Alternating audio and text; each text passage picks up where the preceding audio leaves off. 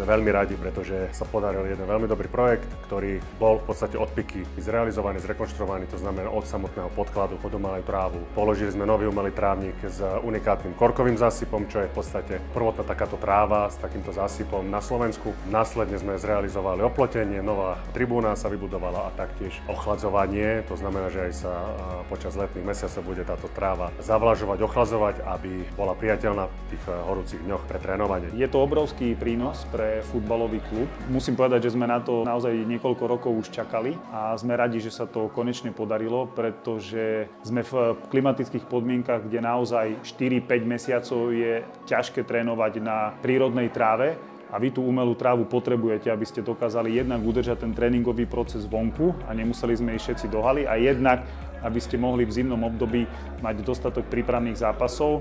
A naozaj tá tráva, ktorá tu bola v tom čase výborná, už dosluhovala a veľakrát tam hrozilo aj zranenie. Celý tento projekt, ktorý vyšiel aj s pracami navyše, nejakých 645 000 eur, tak bol z veľkej miery financovaný z externých zdrojov. Konkrétne to bol z Futbalového zväzu vo výške 160 000 eur. Fond na podporu športu na základe schválenej žiadosti nám prispel sumou 379 000 eur a zvyšných 110 000 eur hradilo mesto z vlastných zdrojov.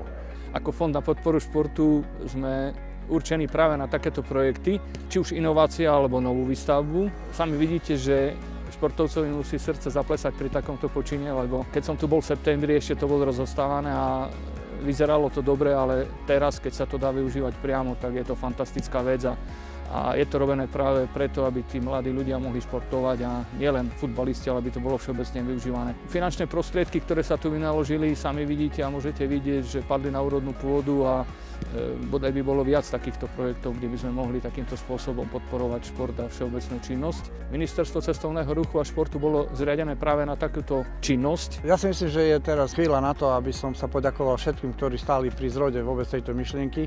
To znamená celému stézu, ktorý pripravil všetky podklady k tomu aj s celou žiadosťou a nakoniec, že sme boli úspešní v pridelení nenávratných finančných prostriedkov na výmenu umelého trávnika z Fondu na podporu športu, takže vidno tedy, že to má svoj zmysel, že sa infraštruktúra v rámci nielen Spišskej Novej Vsi, ale celého Slovenska takýmto spôsobom podporuje. Ja chcem veriť, že to bude slúžiť naozaj všetkým športovcom naprieč všetkých klubov, ale predovšetkým futbalistom. Takže športu zdar a blahoželám ešte raz.